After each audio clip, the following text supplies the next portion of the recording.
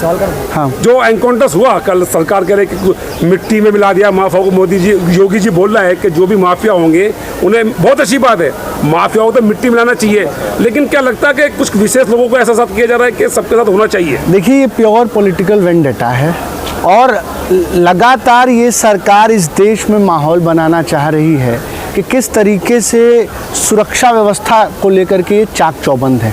आज अगर आप एनसीआरबी का डाटा देखेंगे तो आप देखेंगे कि कस्टोडियल डेथ में अगर कोई प्रदेश सबसे ऊपर है तो उत्तर प्रदेश है। कस्टडी में किस तरीके से इस देश में सबसे ज़्यादा मौतें, कस्टोडियल डेथ आपने देखा किस तरीके से विकास दुबे का जो है, जो कि पूरे ज्यूरिस्प्रूडेंस पे ये एनकाउंटर्स जो हैं, इस पर आप पीठ थपथपाने का काम मत करिए। ये स्पष्ट तौर पर इस देश के संविधान का एनकाउंटर है। और आपको विकास दुबे का एनकाउंटर फर्जी क्यों लगता है? क्यों नहीं लगेगा भाई? आप ये बताइए कि इसका मतलब है कि इस देश की न्यायालय, न्याय व्यवस्था, ये पुलिस, ये जवान और ये जो पूरा संविधान का पूरा ढांचा है उसको आप ध्वस्त कर दीजिए। आप सुनिए की बात करें, सुनिए। हाँ। सुप्रीम कोर्ट में उसकी जांच हुई थी, फर्जी एनकाउंटर जिसको आप बोल रहे हैं। हाँ। सुप्रीम कोर्ट ने क्लीन चिट दिया उस एनकाउंटर का। हाँ। फिर आप जुडिशियल के ऊपर सवाल कैसे उठा रहे हैं? जुडिशरी, अगर आपने पढ़ा होगा, अगर आप जुडिशरी के जानकार होंगे तो जुडिशरी साफ साफ कहता है कि किसी भी हालत में जो कैदी है उसको जिंदा पकड़ना, और मैं नहीं कह रहा हूं, ये human rights international code of law कहता है कि आपको अगर रूल ऑफ लॉ को स्थापित करना है तो आप ये ठोको, एनकाउंटर करो, दौड़ाकर गोली मार दो, ये नीति कहीं भी नहीं है। और जब भी, सुनिए पहले सुन लीजिए, जब भी एनकाउंटर होता है तो सबसे पहले किसी मामले में जांच हो ना हो, एनकाउंटर सही हो, गलत हो, तथ्य पर हो, न्यायालय सबसे पहले पीड़ित पक्ष को सुनता है। अपराधी के पक्ष को ये न्याय में व्यवस्था है कि उसको सवाल पूछने का अधिकार स्वयं संविधान देता है। और आपने देखा है कि कई मामलों में, उत्तर प्रदेश में कई मामलों में फेक एनकाउंटर्स जो है उस पर सज़ा हुई है। और ये देखा गया है कि अधिकारी अपने जो है प्रमोशन के लिए ये काम करते हैं, लेकिन आज अपनी गंदी राजनीति करने के लिए एनकाउंटर को हथियार बना करके, हमारा प्रश्न जो है न्याय देने से नहीं है, आप न्याय दीजिए। आप जो है जीरो टॉलरेंस की नीति रखिए अपराध के खिलाफ, होना चाहिए, ये सबका हक है, अधिकार है कि इस देश में सबको जो है सुरक्षा मिले और एक सुरक्षित समाज ही एक विकसित समाज को जन्म देता है। लेकिन आप, हमारा प्रश्न योगी जी के और प्रधानमंत्री के मंशा पर है। जी, अतीक अहमद के बेटे असद अहमद का एनकाउंटर हुआ, उसको किस रूप में देखते हैं आप? देखिए, बिल्कुल this is a custodial death and this is a pure political vendetta, क्योंकि चुनाव आने वाले हैं और इनके आज 49 दिन बाद आपने कार्रवाई की है। और उसके बाद से भी, उससे एक दिन पहले मुन्ना सिंह का एनकाउंटर हुआ था।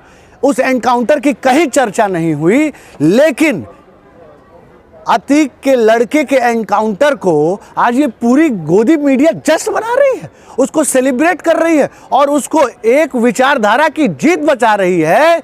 इससे बड़े शर्म की बात कुछ नहीं हो सकती ना। बिल्कुल नहीं है। जो भी अपराध करेगा, और अपराधी की जो जान है वो पुलिस की गोली पर होती है, आज नहीं तो कल अपराधी मारा जाता है। लेकिन हमारा सवाल ये है कि अगर इसी तरीके से कानून व्यवस्था को, संविधान को और इस देश की संवैधानिक प्रक्रिया को, जुडिशरी को ताक पर रखकर अगर सबको ठोको वाली नीति पे आप कर दोगे तो समझ लीजिए कि संविधान फिर नहीं बचेगा। और हम आपको बताना चाहते हैं कि an eye for an eye will make the whole world blind, मतलब कि अगर आंख के बदले आंख फोड़ना चालू कर दोगे तो पूरी दुनिया अंधी हो जाएगी। लॉ इस पर काम करता है। आप लोग यूपी पुलिस को और योगी आदित्यनाथ को जितना जुडिशियल का पाठ पढ़ा रहे हैं, हाँ। अपराधियों से क्यों नहीं कहते कि वो गन कल्चर पे विश्वास करते हैं? आखिर उन्होंने गवाह की हत्या क्यों की? वो भी संवैधानिक रूप से चल रहा था। कोर्ट फैसला देता आप वहाँ इस- आपकी जुबान क्यों बंद हो जाती है? आपका ये मतलब है कि विपक्षी जो हैं वो अपराधियों को पालते हैं, पोसते हैं और योगी जी के लिए खड़ा करते हैं कि ये इनकाउंटर करें। ये की सुनिए, संसदीय गलियां ये आपको जहां दिख से रहा है, सवाल आ रहा है, हम समझ रहे हैं आपका सवाल कहां से आ रहा है। आप गोदी मीडिया की तरह बात मत करिए। हमारा संबंध ना तो अतीक से है, ना अतीक के खानदान से है, और ना हम अतीक के यहाँ सिंपैथाइजर हैं। ये कतई आप मत मानिए। हमारा सवाल है कि इस देश में जो ये अराजकता और तानाशाही का जो, आप ये बताइए ना, बुलडोज़र, आज हिंदुओं के घर पर बुलडोज़र नहीं चल रहा है, मुसलमानों के घर पर बुलडोज़र चलता है तो छाती पीट कर जो है जश्न मनाया जाता है, और वही जब हिंदू के घर पे चलता है तब पीड़ा समझ में आती है। हम बार बार आपसे कह रहे हैं कि ये बुलडोज़र जो चल रहा है, ये संविधान पर बुलडोज़र चल रहा है। ये जो एनकाउंटर हो रहा है, ये संविधान पर एनकाउंटर हो रहा है। और सुनिए क्या कहे थे योगी जी ने? कहा था कि प्रभु श्री राम उन्हीं के जाति के हैं, और जिन अपराधियों को ये लोग बचा रहे हैं, आज आप बताइए ना कि उसी जाति के अपराधी, आज तो सीधे सीधे आरोप मैं लगा रहा हूं कि इस पूरे एनकाउंटर को सांप्रदायिक रंग देने का प्रयास किया जा रहा है। क्या उत्तर प्रदेश में सुधीर सिंह जैसे कुख्यात अपराधी नहीं है? क्या धनंजय सिंह जैसे अपराधी नहीं है? क्या राजा भैया जैसे अपराधी नहीं है? आप उनको तो पालते हो, उनको तो पोसते हो। यहाँ मोनू सिंह हरियाणा में किस तरीके से, कितने बर्बरता से उसने मारा। मैं पूछना चाहता हूँ योगी जी से कि कब आप सुधीर सिंह का एनकाउंटर कराओगे, कब आप जो है धनंजय सिंह का एनकाउंटर कराओगे? और जो आपके जाति के लोग हैं जिनके पीछे सिंह लगा हुआ है, उनको, कुलदीप सिंह सेंगर कौन है? अजय मिश्रा टैनी का लड़का जो 9 किसानों को रौंद कर मार देता है। सुनिए, उसका एनकाउंटर करवाने की हैसियत नहीं है योगी जी के अंदर। हम बार बार कह रहे हैं कि आज एक समुदाय, एक धर्म के खिलाफ नफरत बोई जा रही है, और बार बार हम कह रहे हैं कि इस पूरे प्रकरण को जो है सांप्रदायिक रंग देने का प्रयास किया जा रहा है। और आने वाले चुनाव में, क्योंकि इनको पता है कि निकाय चुनाव में सर भाग गए, अपराधी छोड़ के भाग रहे हैं। उत्तर प्रदेश यूपी से अपराधी धरतर कांप रहे हैं, छोड़ के भाग रहे हैं, माफी मांग रहे हैं, साहब हमें माफ कर दो। राम राज्य किया रहा है तो इसीलिए बुरी राम राज्य अच्छी बात नहीं, राम राज्य है अच्छी बात नहीं, राम राज्य है। इसीलिए जो है एक ब्राह्मण परिवार के 2 लोगों को योगी जी की सरकार के ये तानाशाह अफसर शाही ने जिंदा जला दिया। कानपुर में आपने देखा ना, आपने देखा किस तरीके से हाथरस की बेटी को, हिंदू धर्म में कहा जाता है कि अगर सूर्य छिप जाए तो जो है अंतिम संस्कार नहीं होता है। रात को 2 बजे मट्टी का तेल छिड़क कर हाथरस की बेटी का जिस तरीके से जो है वो किया गया अंतिम संस्कार, ये हिंदू धर्म में लिखा है क्या? इस राम राज्य में ऐसा होता है? आप समझिए, हम बार बार कह रहे हैं कि इनका एजेंडा है, और ये लोग कहते हैं मुंह में राम बगल में छुरी। आप बार बार लगातार, क्योंकि निकाय चुनावों में, सुनिए बिल्कुल नहीं, संवैधानिक राष्ट्र होना चाहिए।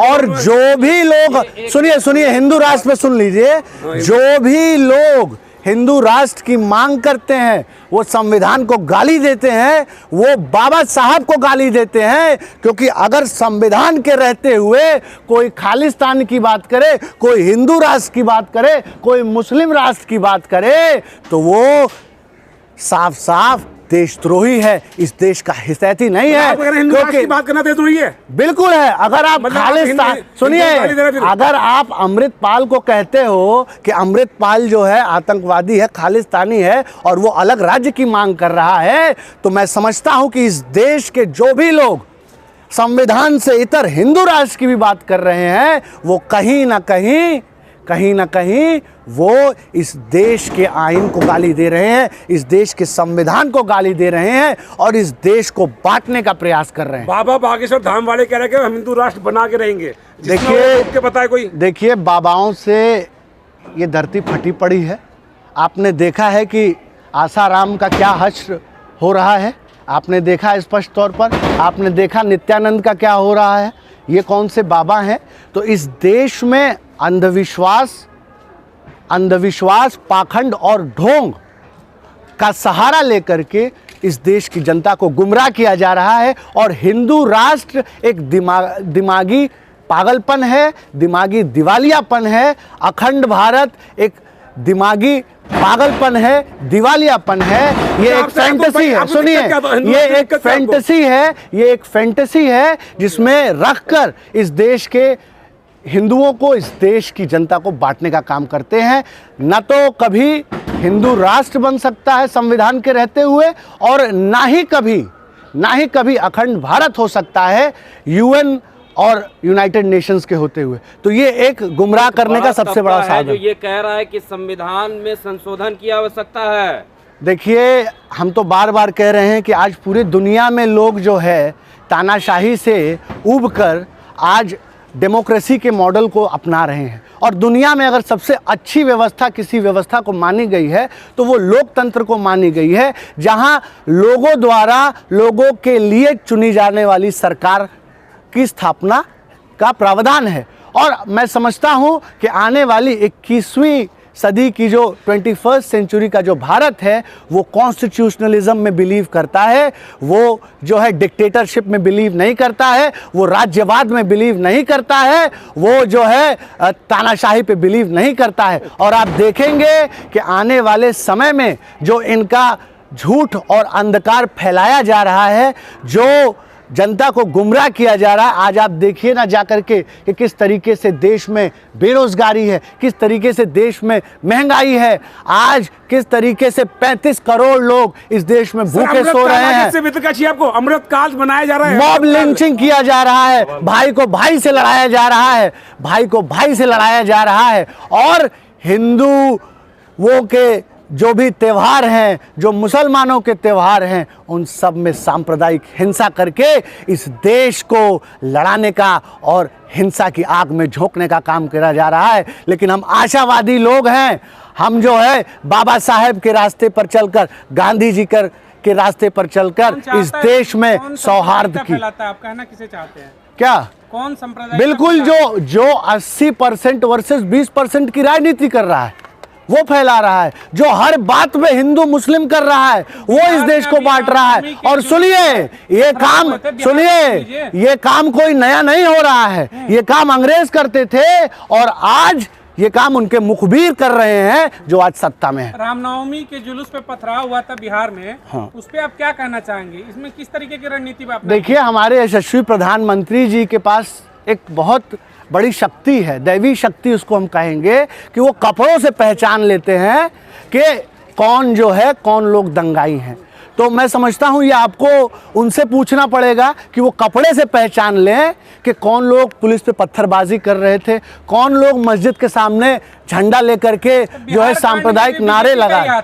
क्या बिहार में इसकी तो जांच की विषय है, जांच चल रही है। आपने देखा किस तरीके से बिहार के एक युवक को जो है बहला फुसलाकर बंगाल में दंगे करने के लिए जो है ले जाया गया, वो जांच का विषय है, वो चल रहा है। आपने देखा किस तरीके से हिंदू महासभा के लोगों ने, आज बताइए कि ये तो न्यूज़ है, आपको चलाना चाहिए, कि हिंदू महासभा के पदाधिकारियों ने गाय का मांस जो है कटवाया और एक मुस्लिम वर्ग को फंसाने के लिए, ये तो न्यूज़ है, और वो पदाधिकारी जेल में है फंसाने के। तो ये कितना गिरते चले जा रहे हैं और ये किस तरीके से नफरत में, नहीं रुकिए, किस तरीके से नफरत की आग में ये अंधे हो गए हैं कि इन्हें ये भी नहीं समझ में आ रहा है कि जिस गाय माता की हम पूजा करते हैं उस गाय की जो है गौकशी कराकर और सौहार्द बिगाड़ने के लिए मुसलमानों पर आरोप लगाया जाएगा। ये बहुत गहरे प्रश्न जो है खड़े करता है कि ये कौन से लोग हैं जो सांप्रदायिकता को फैला रहे हैं। और हम बार बार कह रहे हैं कि हमारे पास उदाहरण है, हमारे पास सीरिया उदाहरण है, मिडिल ईस्ट उदाहरण है, हमारे पास हिटलर की जर्मनी उदाहरण है। अभी आपने देखा किस तरीके से जो है श्रीलंका दिवालिया हो गया, पाकिस्तान उस रास्ते पे है। अगर हम भी ये जो है सांप्रदायिक लड़ाई लड़ेंगे और इस सरकार को जो है वो करेंगे तो ठीक है, धन्यवाद। अच्छा, हाँ नहीं।